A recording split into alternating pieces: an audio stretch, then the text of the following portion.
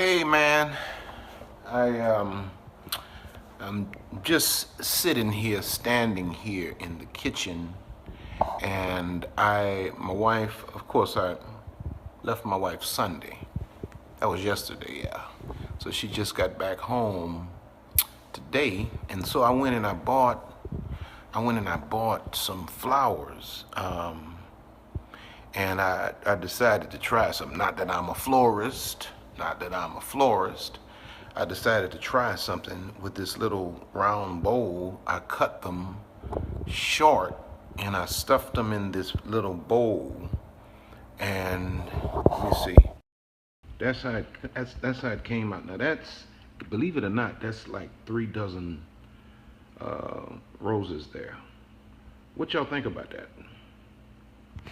I mean, they're not all cut even or nothing like that. But I thought it was a good look, I think it's neat. She usually has it.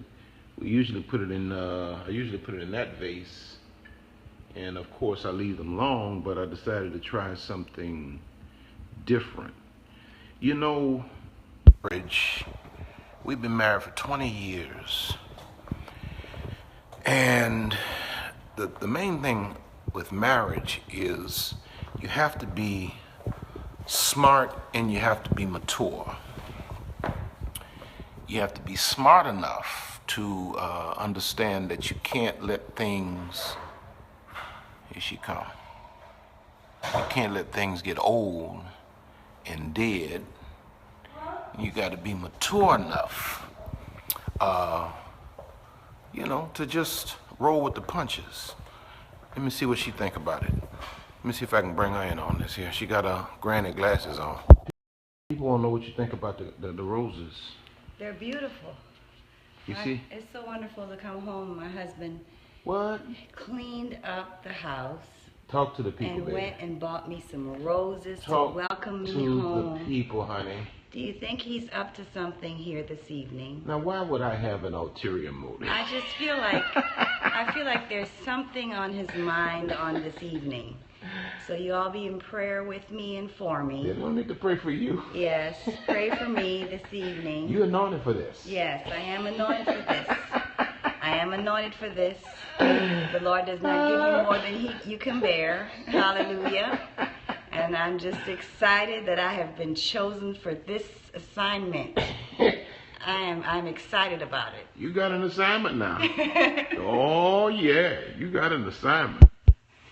So I was saying before I was so rudely interrupted that you got to be mature and you have to be smart.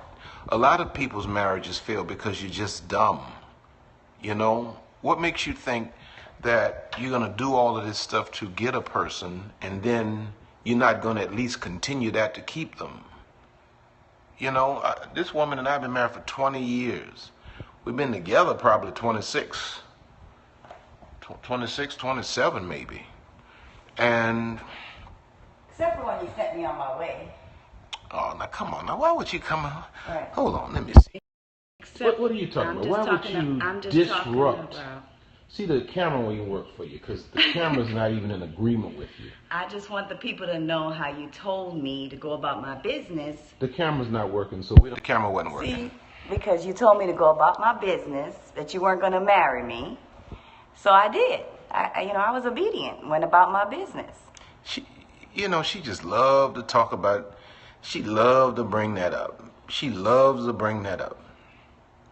Yeah. When I called and told her to get rid of the little baseball player dude, she got rid of him. Professional baseball player. I don't care what he was. I was a little fat broke preacher, and he was a professional baseball player. Banking. A starter, banking. Yeah. When I said get rid of the baseball boy, I bet you she got rid of him. She came on home to Big Papa. I sure did. I'll let you boy. You know me. Sure did. Yeah. And look at the rewards. Flowers when you get home. Look at that. Yeah. See what I'm talking about? That's what I'm talking about. The baseball boy wouldn't have done all that. And I cut these myself. I cut them myself, And I was saying before I was so rudely interrupted, the devil is busy, y'all. before I was so rudely interrupted, I was saying it just requires being smart and being mature.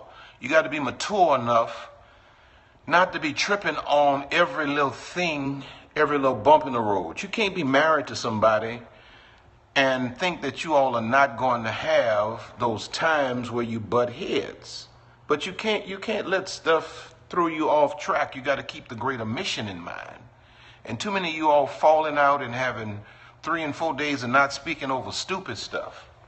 You know, you just got to be smart. You just got to be smart. Too many dumb people get married. You got to be smart. Marriage requires being smart. And going back to what I said, whatever you did to get a person, That's right. really we say you got to do that to keep them, but really you got to do more. You don't even want to work on no job, but they don't give you a raise. That's right. You know, and you get married to people and you give them less. You get married to people, you let yourself go. You know, you was 100 pounds when you got married, now you're 250. and talking about it just in your jeans. It's in your refrigerator. It's in your refrigerator. It's in your refrigerator, homie. Yeah. You need to show them your wedding picture, what you look like. What do I need to show them my wedding? Look at the size. Look at the size you were on your wedding picture. Baby, you was a different size too. Sure Hold on, let me see. I'm gonna show them. Hold on one second. Hold on. Let me see something here. All right, here we go. Picture.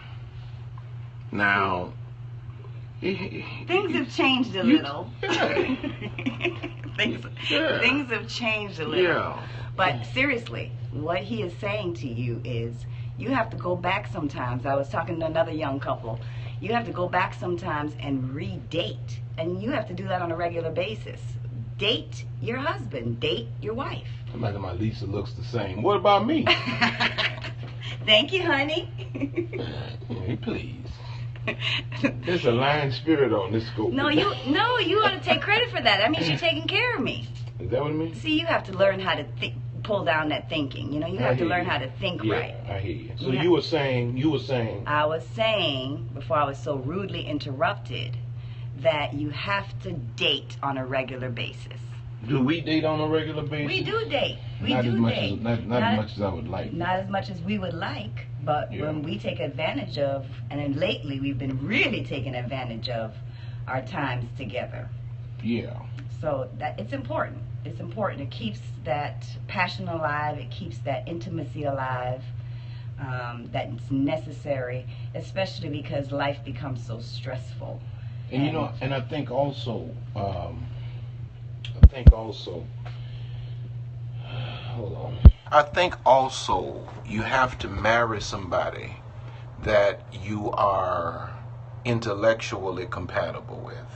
Yes. Too many people are marrying people that you can't have a conversation with. You know, you know, being equally yoked is more than going to the same church. You got to be able to have some kind of intellectual connection. You have to be able to be stimulated intellectually, and you have to have common aspirations and goals in life. You know, as I always put it, you can't be a person that's reaching for the penthouse and then marry somebody that's satisfied in the basement. Right. You know, and how can two walk together except they be in agreement? That's right. And then once you have that in place, you know, of course, God is you know, goes without saying, God has to be the glue of the marriage. But then it just requires common sense. Yeah. And selflessness. They have to be intentional about your interests in your spouse. You have to be intentional. What are they interested in? Not always about what satisfies me or what I'm interested in or my goals or my aspirations, but you have to be intentional about your interest in your spouse. And that stimulates the marriage. That brings some more intellectual conversations. And, you know, just again, back to the intimacy.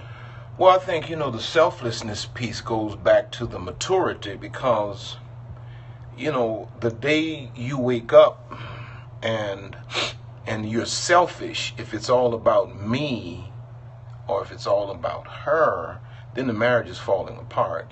Marriages that last are marriages where the man wakes up and he's really focused on how can I, serve my wife. That's right. And she wakes up trying to figure out how can I serve my husband. And when you take on the selfless mindset or philosophy about marriage, man, your marriage goes through the roof then. Your marriage goes through the roof.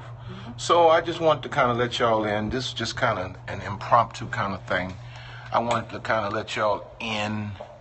He wanted to brag about how he bought flowers for his wife.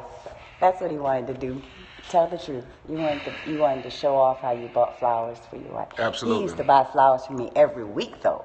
Well, why don't I do it anymore? Well, because you're hardly home, huh? Well, why would you bring that up then? Why would you bring that up? No, but I'm just saying that as a good thing, though, actually. Every week, I would get flowers. Every week. 2 and 3 dozen flowers. 2 and 3 dozen flowers. Yeah. So, this is just for those of y'all that are married, man, thinking about getting married. It can work. It can work for the long haul. This is 20 years right here, and it's no acting. We're not on here acting for the camera. I love this girl. This girl loves me. We together. We're not perfect, but we're perfect for one another. That's right. And the same thing can happen for you, but you gotta wait on the right person. Don't rush into this stuff. You gotta wait on the right person. When you get the right person, it will work, man. I promise you, it will work. But you gotta wait on the right person, and just be perfectly content with you and God. And I promise you, the right person God will then bring into your life. And when you get the right person, treat them right. Yes.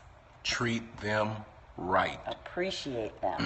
Appreciate them. And whatever it takes to get them, be prepared to give them more once you got them. You feel me? So that's just a little impromptu time in my little my little house. I'm at home for a change. Yes. I'm at home for a change. Praise the Lord. I'm glad to be here. Been traveling a lot, but thank God. Thank God.